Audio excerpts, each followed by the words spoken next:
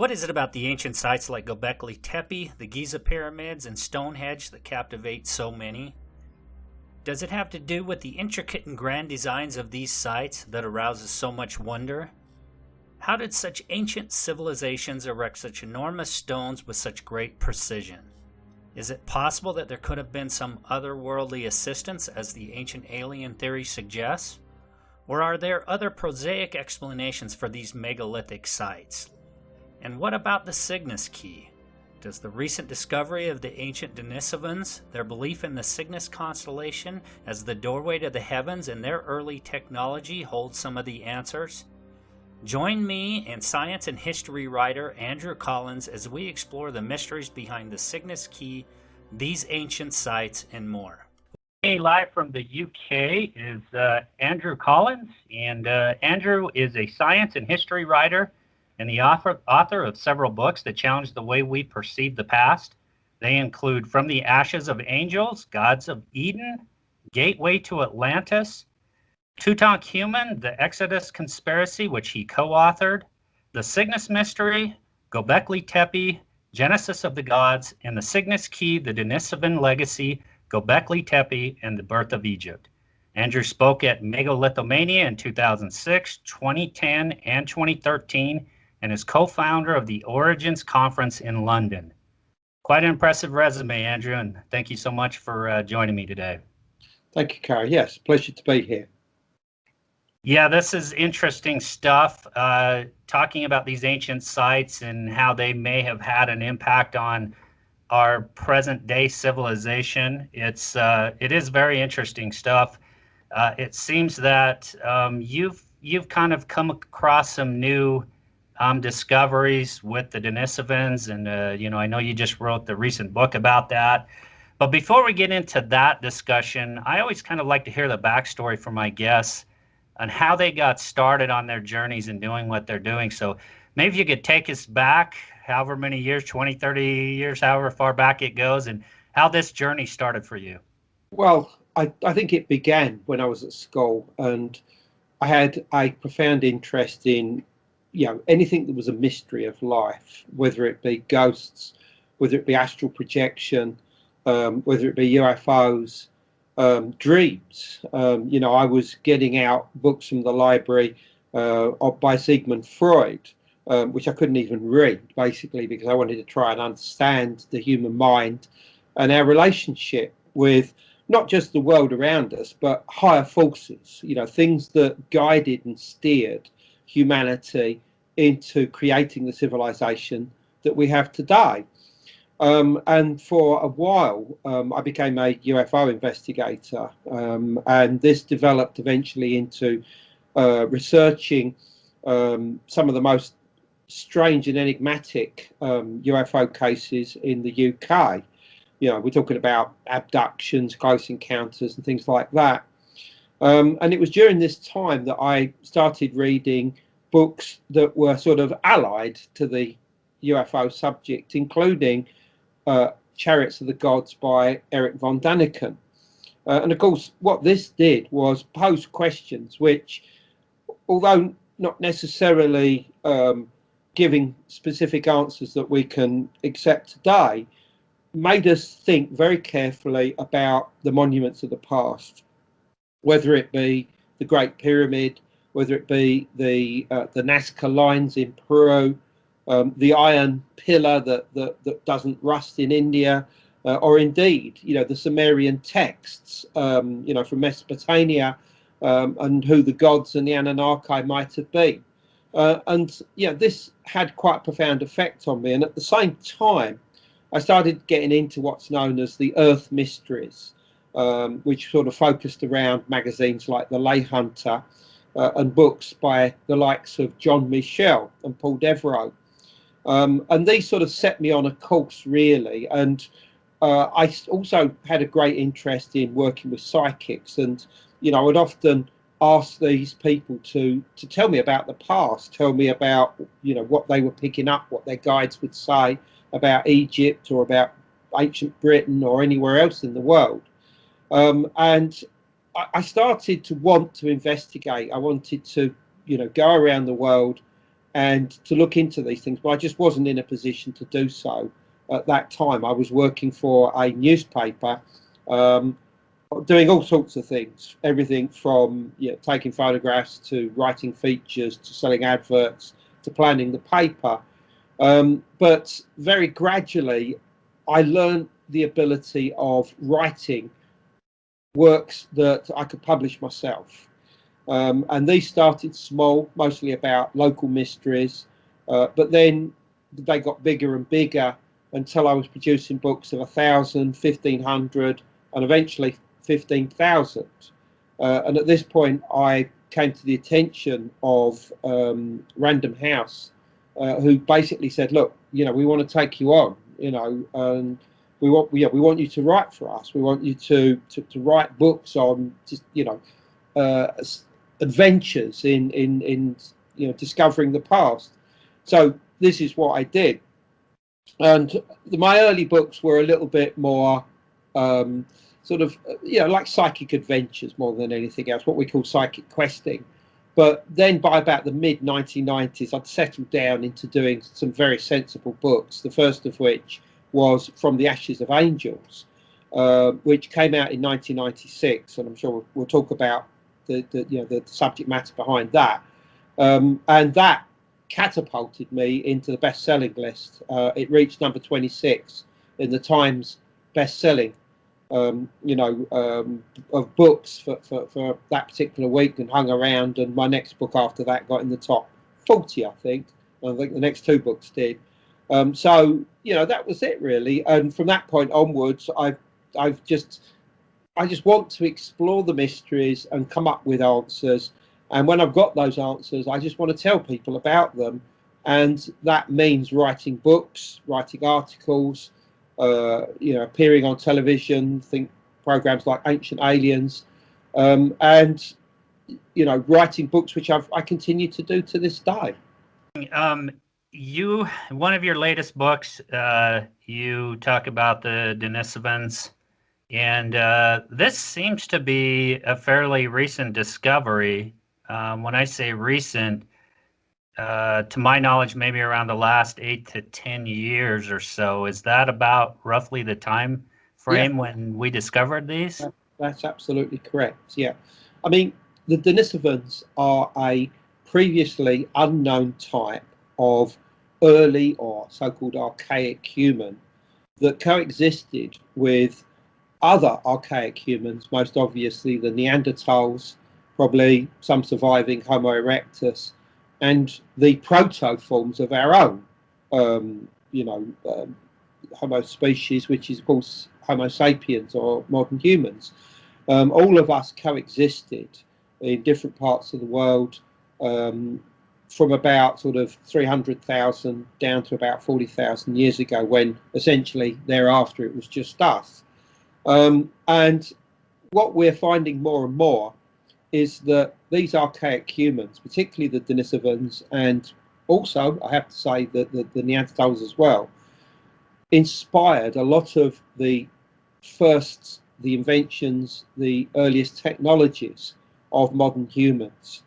I mean, for instance, the Denisovans, whose main place of operation we think was in the area of Central Asia, Siberia, Tibet, were producing incredible artifacts by about 45,000 years ago, including what's known as the Denisovan bracelet, which is this bangle made of a green stone known as chlorite or chloriterite, which shows evidence of being highly polished, finished in a beautiful symmetry, but also that it has a hole pierced through it so that a cord could come from it to hang a secondary item, probably something like a disc or something, which shows evidence of a feed rate of a drill that's so fast that it's comparable to a modern day drill.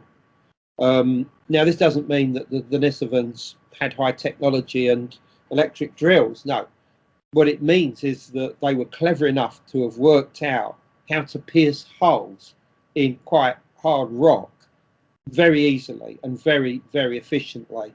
But also above that, it would seem as if they created the first ever musical instruments in the form of a flute or whistle that was found in fragments in the Denisova cave, which is where this Denisova bracelet came from in southern Siberia.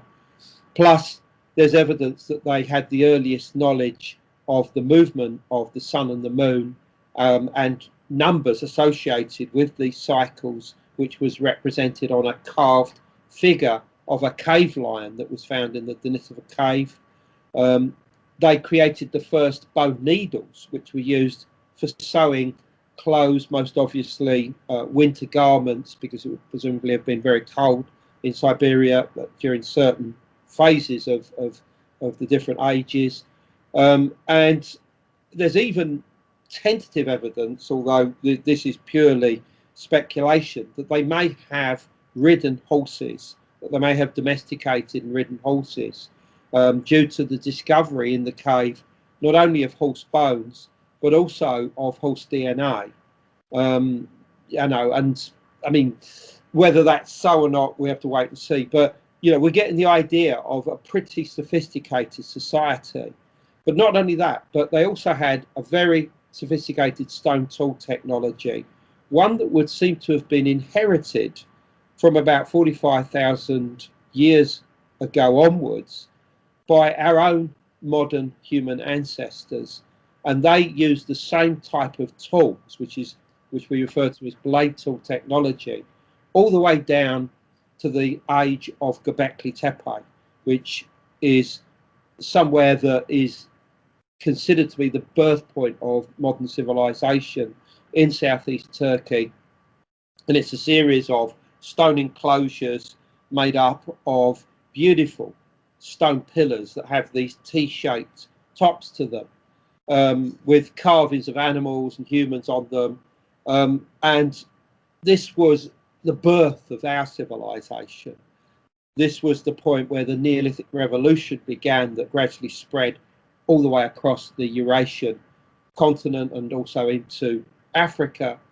And it would seem as if there was an influence on the descendants of the Denisovans on the foundation of Gobekli Tepe. This is what I've written in books like Denisovan Origins, that was co-authored with my colleague Greg Little, but also before that in a book called The Cygnus Key, and even before that, as far back as 2014, in a book called The Path of Souls, which I contributed to, which was written by my colleague Greg Little again. So these are things, and we didn't know anything about the Denisovans before 2010.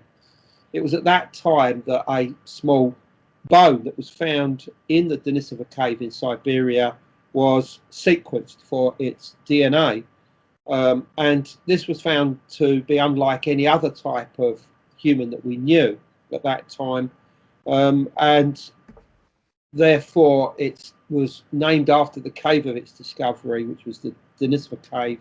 So hence the birth of the Denisovans, if you like. And I mean, the more we find out about them, the more intriguing they become, not only because of their technology and the fact that they almost certainly interbred. Well, didn't almost certainly, they definitely interbred with our ancestors, because there are a large number of modern populations today that have Denisovan ancestry in them. People in Eastern Asia, Southern Asia, in Melanesia, Australia, in Oceania, and in America, and all of these are the descendants of either Denisovans themselves or Denisovan hybrids of some kind. But beyond this is the fact that the fossil remains that are coming up relating to them tend to suggest, and this is not me saying this is the geneticists and the archaeologists working on these subjects right now, that these people were pretty large. They were not small people, they were very big.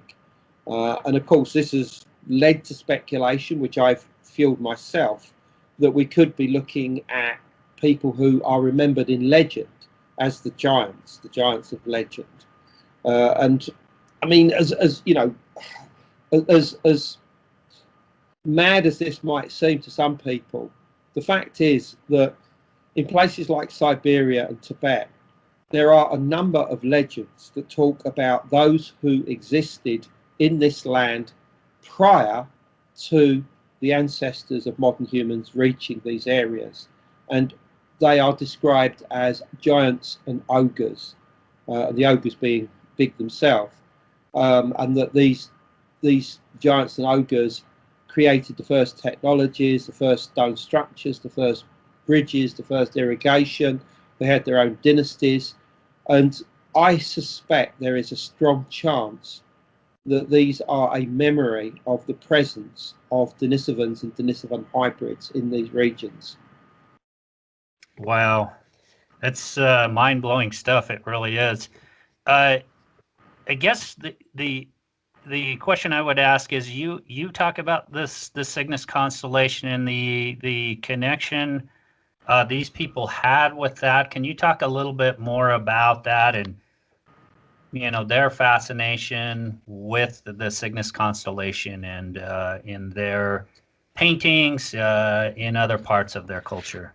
Yeah, well, the main symbol of the Cygnus constellation worldwide, particularly in Eurasia, but also in North America, is the swan. In other parts of the world, it's a bird of another kind. It could be a vulture, it could be a falcon, it could be an eagle. In the Pacific, it's a bird of paradise. And all of these birds have one thing in common. They are birds of the soul. They are what's known as psychopods. They accompany the soul from the world of the living to the world of the dead. And if we look at the swan is a primary symbol of that. I mean, not only across Northern Europe was it believed that the souls of those who died were carried away in the form of a swan, but babies being brought into life often were carried by swans. I mean, the more obvious legend or folklore associated with this story is that babies are brought by storks, but in certain parts of Europe it was the swan that brought those babies.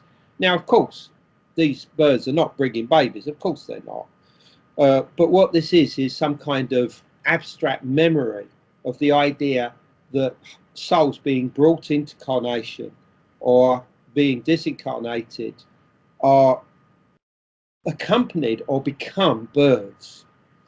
And the swan is a primary soul bird.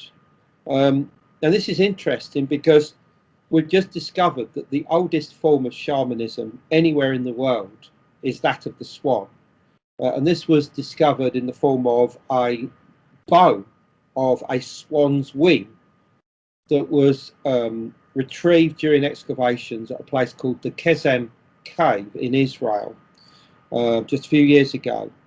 And Kezem dates back to 400,000 years ago. The bone itself is about 330 to about 300,000 years ago.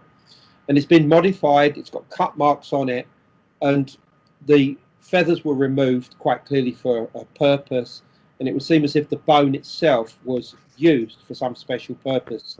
And this has led the archaeologists involved to speculate that this was a form of shamanism. This wasn't just a very simple form of animism. In other words, the belief that certain things, whether they be alive or inanimate, have a spirit. This is beyond that. This is the fact that actual shamanism may well have been taking place in this cave in Israel as much as 300 to 400,000 years ago. Now, the importance of this is that the people who were in this cave not only were the most sophisticated on the planet at this time, from the different inventions and technologies that they would seem to have had, in context with their world, that is. But in addition to this, is that the Denisovans, the earliest Denisovans, were passing through this area at the same time. And the archaeologists have speculated, and I also have added to this, that it may well be that there was some kind of interbreeding went on between these Kazem people and the Denisovans that were passing through the area. So who were the Kazem people? Well, so far, the only evidence that we have is a number of teeth that were found inside the cave. These have all the indications of being modern human. Now, I don't mean modern human as in us, but I mean a early form of sort of proto form of modern human. They weren't Neanderthals, they weren't Denisovans, they were modern humans. So what I've written about, I've talked about this in an article published on Ancient Origins, but I also talk about this in the new book, is that the Denisovans who end up establishing themselves in places like Siberia and Tibet are in fact hybrids themselves, that they are hybrids not only of Denisovans who came originally from Africa, but also the Kazem people. In other words, they were both Denisovans and very early modern humans at the same time. But we have not been able to recognize this because of the way that we have so little genetic evidence about this period of time. But beyond this is the important factor that the swan is one of the primary symbols of all the clans and tribes of the areas of Siberia and Mongolia, reaching all the way down onto the Tibetan plateau. And that, you know, it's a symbol of soul flight, it's a symbol of the journey of the soul, of shamanism. And the legends and stories would tend to suggest that the earliest founders of these clans and tribes mated with a woman in the form of a bird and created these dynasties. And I think it is possible that this is a very old abstract memory of these earliest peoples that came via the Middle East, via the Levant, and ended up in the area of Siberia, Mongolia in particular, bringing with them this knowledge of the importance of the bird, the swan in particular, as a soul bird, a symbol of soul flight, of astral flight, and that a lot of these ideas were then codified within these different tribes and clans, and even within, let's say, not Tibetan, but in Indian mythology, a lot of which developed on places like the Tibetan plateau. It talks about some of the earliest gods like Indra and Brahma arriving into this world in the form of a swan. And I think these ideas are incredibly old and may well have originated in places like the Kazem cave in Israel as much as 300,000 to 400,000 years ago. Interesting. And I want to get into some of the ancient sites here. You talk a lot about them in your books. One of the first ones I wanted to talk about was Gobekli Tepe. Yeah. And I think you've already talked about there's a connection here with the Denisovans, at least in terms of the Cygnus constellation. First of all, what's kind of the significance of the discovery of this site from your perspective, and what's the connection here?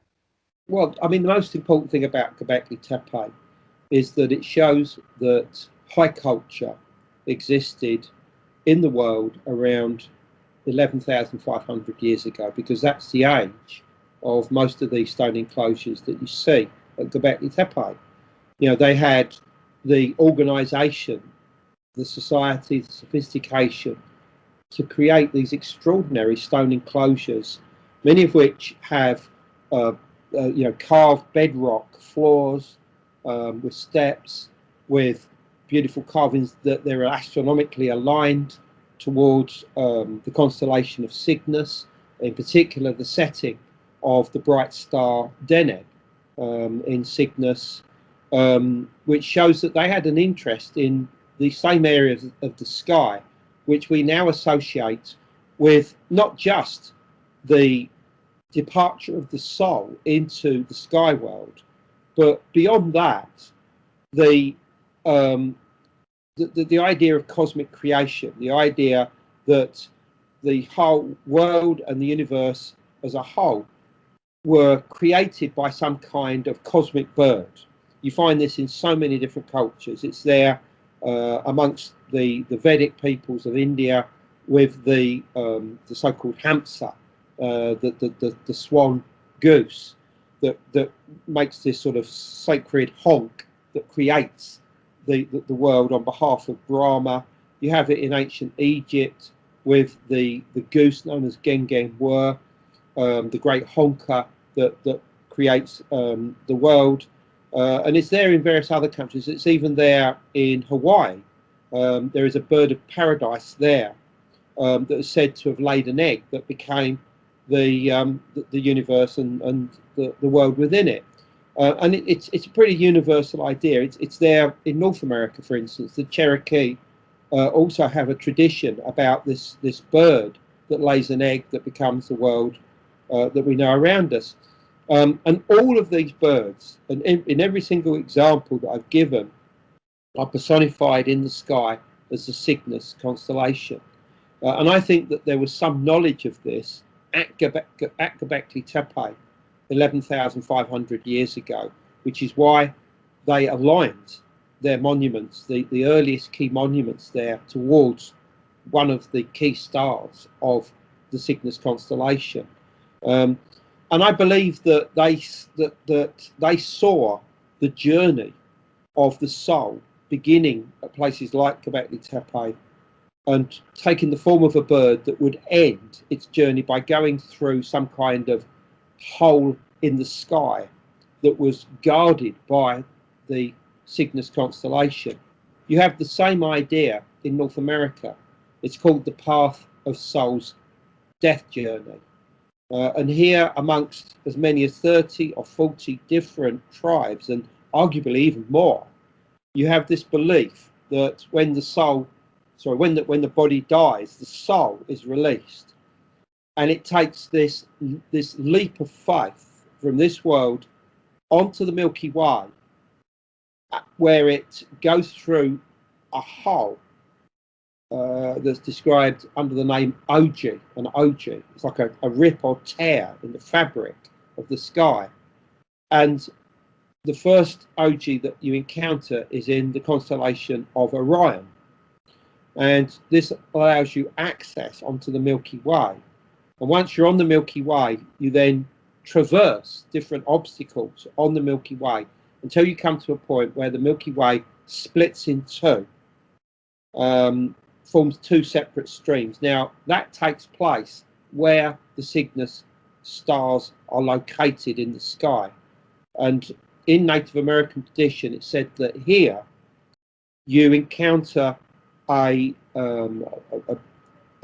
guardian, an adjudicator of the soul, that's very often in the form of a birdman. One of the terms that's used for it is the skull smasher or the brain smasher. Now that sounds very gruesome, I know. However, it has a very specific purpose, or originally did. The idea of the smashing of the skull is to release the soul that's being carried up to that point, and the releasing of the soul at that point allows it to enter into the afterlife. And this goes back to an incredibly ancient belief in the power of the human skull as a symbol of the soul itself. This is found, for instance, at Gobekli Tepe and at various other very early Neolithic sites across the Near East, where they would take the souls of the deceased and they would decorate them and use them in rituals and ceremonies to communicate with the departed souls, because the head or skull became the symbol of that departed soul and the symbol of how we could connect and contact that soul after death.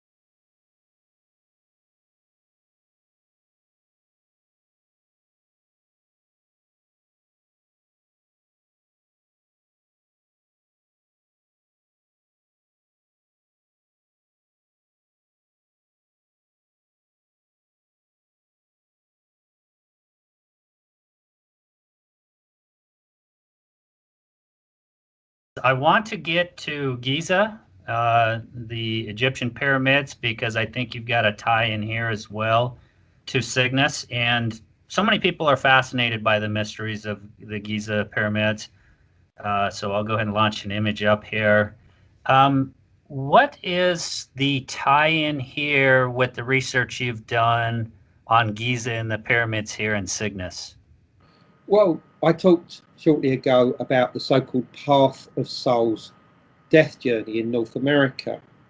Well, as Graham Hancock in his latest book talks about, America Before, he talks about the relationship between this Path of Souls death journey and that was practiced by the pyramid builders and is presented within ancient texts like the so-called pyramid texts, which were found in pyramids from about 150 years after the construction of the three pyramids at Giza that you have on the screen.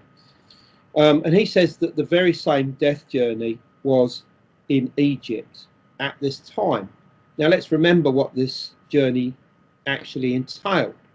It entailed the soul being released after trials and tribulations of going through like a sort of underworld environment and then being released to go up into the sky. And its first port of call was the Orion constellation. And the Orion constellation in Egypt was a god by the name of Sa.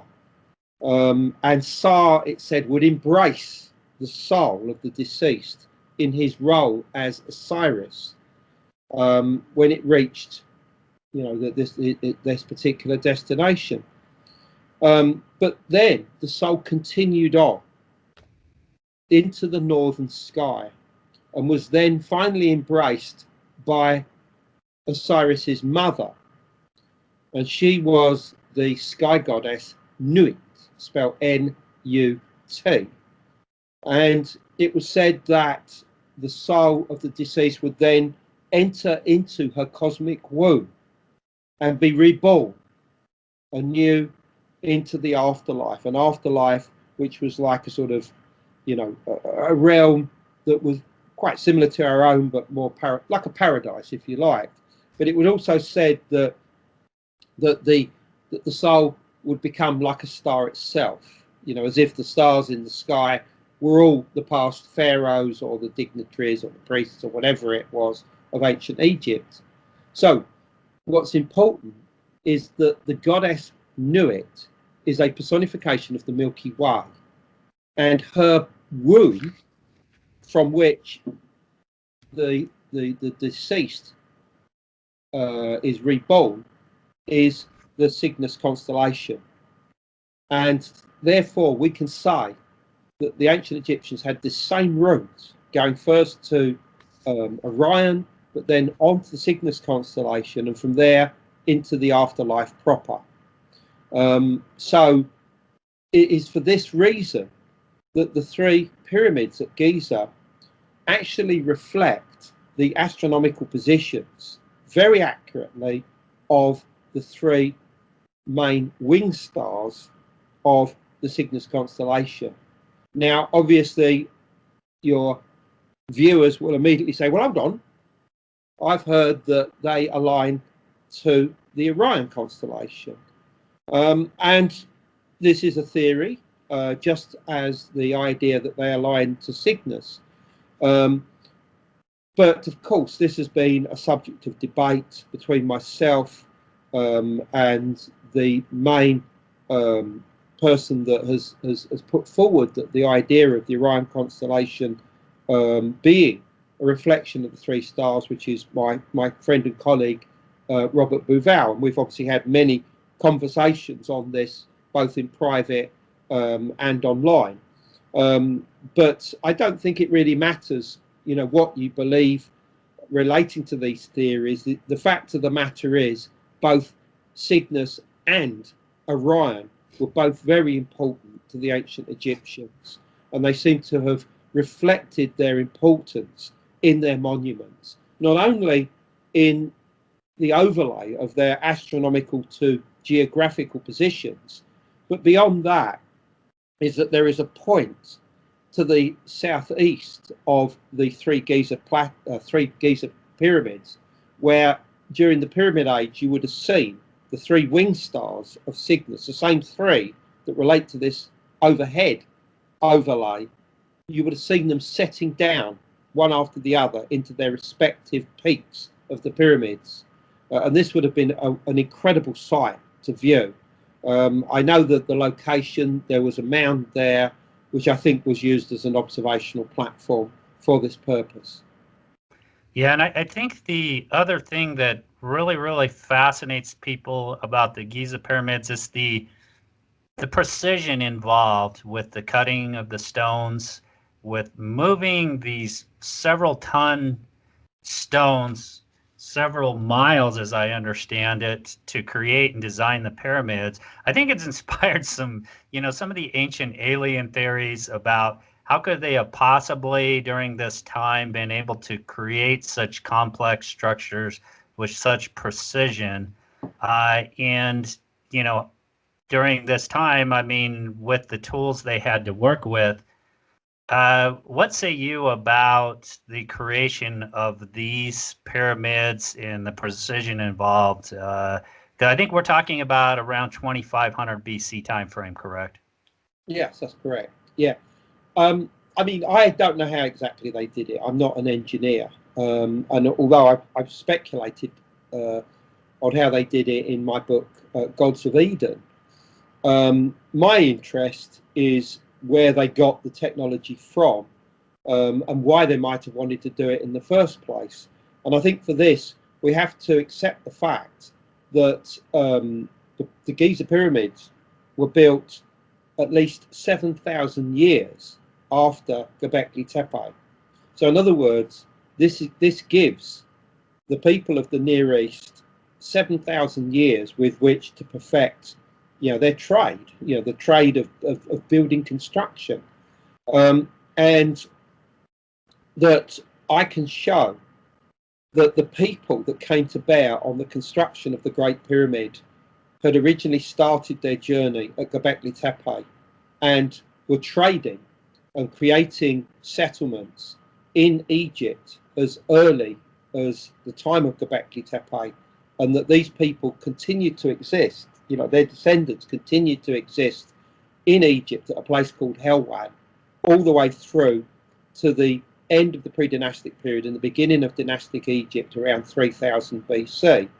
And that they had a very sophisticated stone technology of building incredible tombs even by this time, and that they used this technology eventually to build the Great Pyramid, which was constructed within sight of this settlement at Helwan. By the way, this settlement at Helwan goes back to at least about 18,000 years, possibly even longer than that. So it was a very well-established colony, and it was one that had very firm links, not just with the Levant, in other words, countries like what is today Israel, Palestine, Syria, Lebanon, but also with Anatolia itself. In other words, what is today modern Turkey, which is where Göbekli Tepe is located. Interesting. Yeah, you also get into some of the ancient sites in UK and Ireland, Scotland. I was hoping we might get time to talk a little bit about these as well. But before I do, I also want to talk about Stonehenge. And is there a connection here with Stonehenge and those rock creations that were erected there? Yes, there is. Yes, but it's quite indirect, because we have to go back once again to Göbekli Tepe and what was going on there. Because once the Neolithic Revolution began, the peoples of Anatolia started spreading out in every direction, basically north, south, east, and west. And those that went to the west very gradually moved through what was first Eastern Europe, and then into Central, and then finally into Western Europe. And by the time they reached Western Europe, they were creating megalithic monuments. This was a tradition that clearly they already had, the idea of erecting these stone pillars. But more than this, they started creating stone structures. Most of these were on the continent to begin with, but eventually they started to appear in Britain. And there were various influences that were coming to bear on the construction of these monuments, whether they were coming in from places like Spain, which was the so-called Iberic Peninsula, or whether they were coming in via a now lost land that existed between Denmark and mostly Scotland, which we call today Doggerland. Doggerland is a big area of fishing in the North Sea, which is quite a shallow area, and the reason why it's shallow is that up until around 5,000 to 6,000 BC, it had been above the water and was a thriving place for both humanity and for animals, creatures of the natural world, and that the peoples of Doggerland entered into Britain, particularly places like the Orkney Islands, and became what's known as a Mesolithic community. Now, Mesolithic comes after the so-called Paleolithic in Western European tradition, but before the true foundation of the Neolithic, which is much later in time in Western Europe. The Mesolithic period was the time of development that then created the environment, the sophistication, the technologies that allowed us to build things like the stone circles, the long barrows, stone rows, and other types of monuments that come much later on. And it would seem as if the survivors of Doggerland set up in the Orkney Islands, places like Skara Brae, but also at a site known as the Nesobrodga, which is very close to sort of incredible stone circles like the Ring of Brodgar, Stones of Stennes. And they reached a point of sophistication where they then just spread out into other parts of Britain. They went, for instance, into Anglesey in Wales. They went into Aberdeenshire in Scotland. They went into Yorkshire in northern England. They came further south into Avebury, but they also ended up in the area of Stonehenge, creating monuments like Durrington Walls, which is this huge, incredible, gigantic earthwork construction that's only a couple of miles away from Stonehenge itself. And Stonehenge was then constructed almost as a result of all of this activity, this human activity going on the area of Salisbury Plain. So, that's essentially how all this joins together and becomes one. I wanted to talk about another site here, and I believe this is Callanish. Yeah. And particularly the alignment. Does this tie in with the Cygnus constellation as well? Yes, it does. Yeah. I mean, Callanish is one of the most impressive stone circles in Britain. It was built probably around 2500 BC, arguably slightly earlier, and it was changed and messed around with quite heavily during the subsequent Bronze Age. But there are two things that are quite significant about the alignment to the local horizon.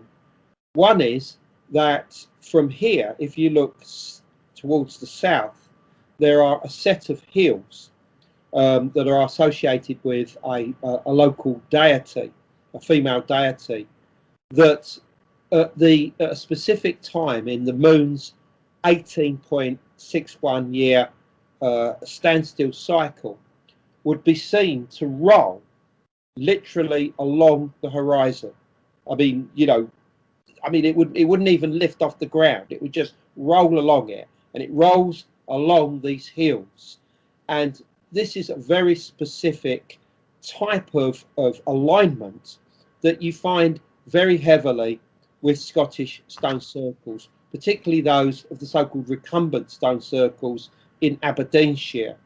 They have a recumbent stone, a very long so-called recumbent. That means, you know, flat stone, almost looking like a altar at its southern part of a stone circle, where the moon would have been seen to roll along it once in this 18.61 year cycle. And I think that this would have been a very special event to them, and it would have had great symbolic significance. But going back to Callanish, is that we find that in the equal and opposite direction, i.e. looking roughly towards the north, that the stars of Cygnus would have been seen to have revolved around the celestial pole every night, and that one of the stars in particular, called Sadir, which is right in the centre of the cross that's formed by Cygnus, because it's also known as the Northern Cross, would have come down, and although it wouldn't have set, it would have blinked out right at the point of the alignment of Callanish, before, as it rises back up, it would have then blinked back on.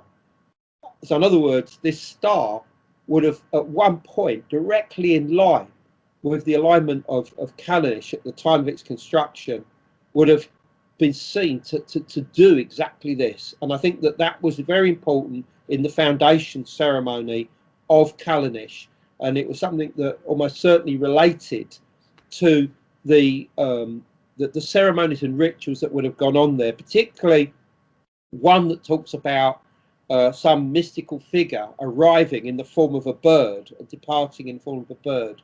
I talk all about this in my book, The Cygnus Mystery, which came out originally, I think, in 2006. I mean, I did subsequently do a book called The Cygnus Key, which is a completely different book and was originally written because it was meant to replace The Cygnus Mystery, which unfortunately went out of print, and the publishers would not give me the rights back, and they would not reprint it in any way. So I just thought, well, bugger them, I'm just going to write a different book under virtually the same name. Yeah, I want to talk about one more site here that you talk about as well. I heard you talk about this in another interview, and I'll pull up an image of this. And this is a tomb, and the name escapes me here. It's Newgrange. Newgrange, yes. Yeah. I mean, Newgrange is an example of what's known as a passage grove, which is this huge earth and stone structure that was constructed probably around 3000 BC for the most part, and it has loads of recumbent stones around the outside, which have beautiful swirling spirals and diamonds and other other carved art upon them. But it has this very long corridor that goes from the entrance into a central chamber.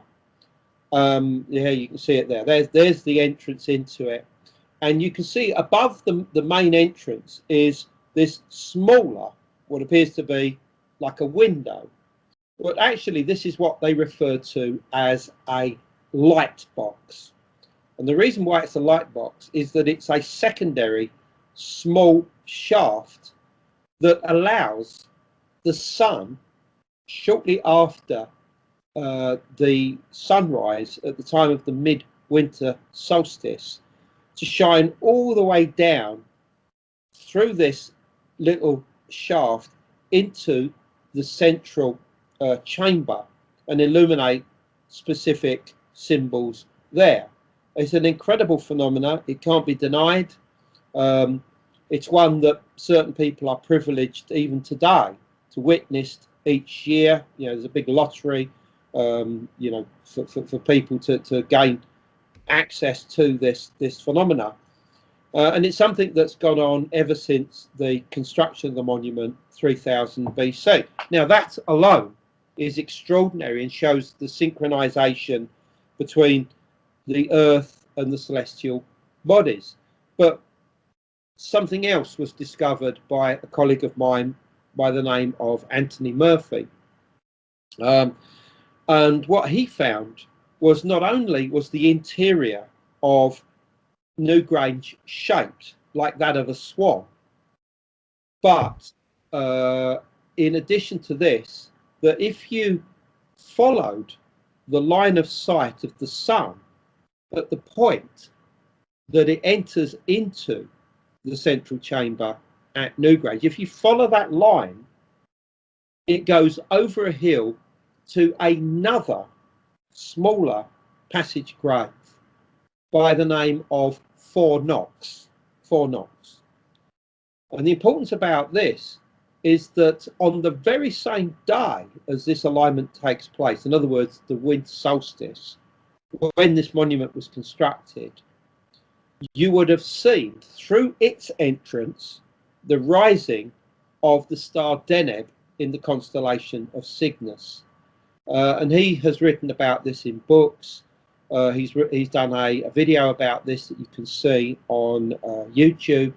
And so he concluded that not only was the symbol of the swan, as we know as an important soul bird, very important to the builders of Newgrange, but in addition to this, that they saw the Cygnus constellation as very important to their rituals and their ceremonies.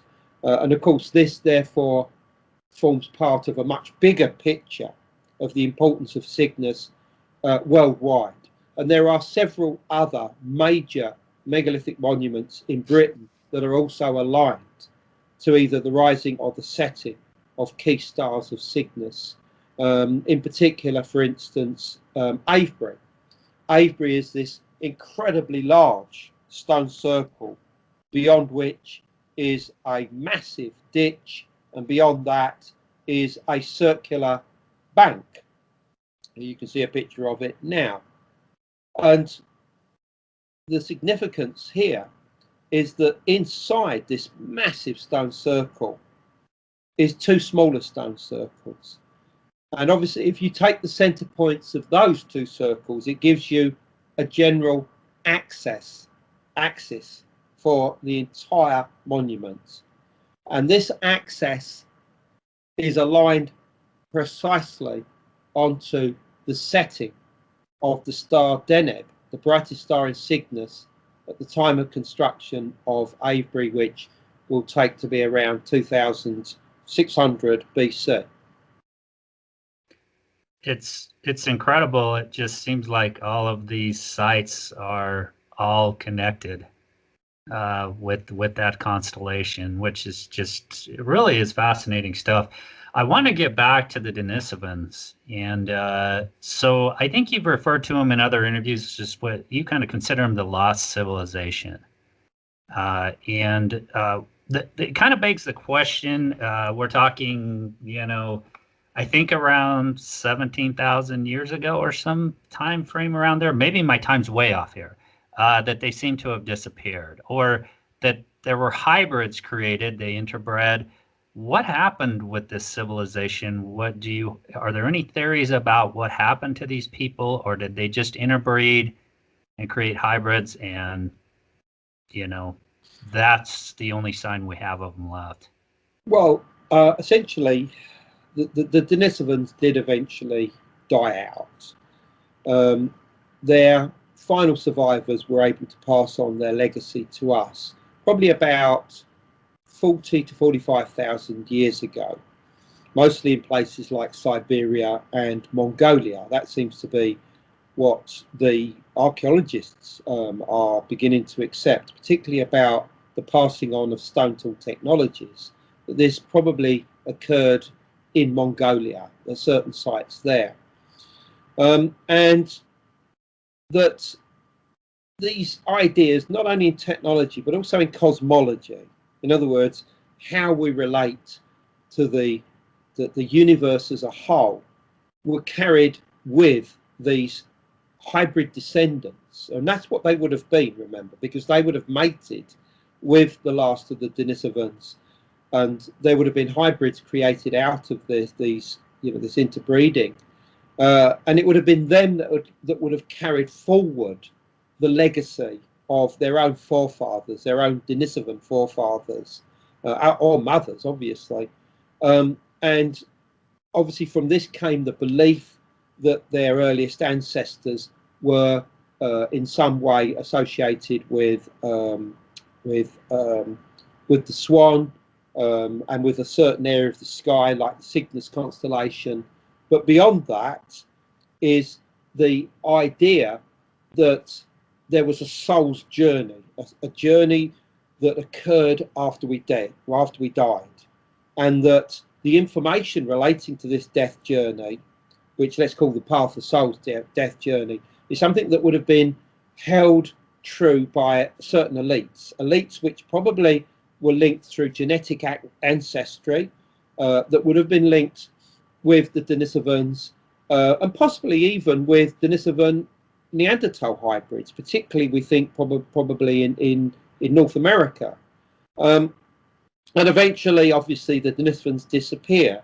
But what's also crucial is that we understand that this legacy of technology and cosmology, probably animism and various other things as well, did come from these archaic humans like the Denisovans, and like the Neanderthals, because all too often it's easy to assume that we inherited ideas from, let's say, the survivors of Atlantis, or from ancient aliens, or whatever. And I'm not saying that it doesn't have some validity, but we have here a third option here, and that option is to accept that a lot of our early technologies, in other words, what caused us to create the civilization that we have today, did come from these earlier forms of archaic humans like the Denisovans and like the Neanderthals.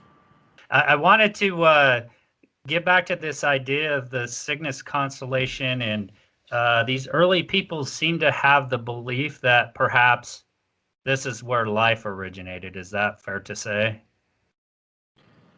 The question here is, did these ancient peoples believe that the Cygnus constellation is where life originated? And I think the answer is, in part, yes. But the reason that they came to believe this was because of the importance of the Cygnus stars to the turning of the axis of the Earth.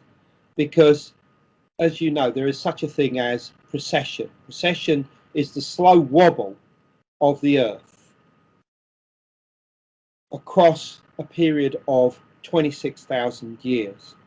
And what this does is cause the turning point of the heavens to coincide with a series of different stars across that period. I mean, some people suggest there may be as many as 7 of them. Today, we have Polaris as the pole star or North Star. But at certain times during that cycle, when I say at certain times, I mean at a certain point during that cycle, one or more of the stars of Cygnus take that role, particularly Deneb, particularly Sadir, and at least one other of those stars of Cygnus become pole stars. In other words, all of the other stars seem to revolve around that specific point. So why is this significant?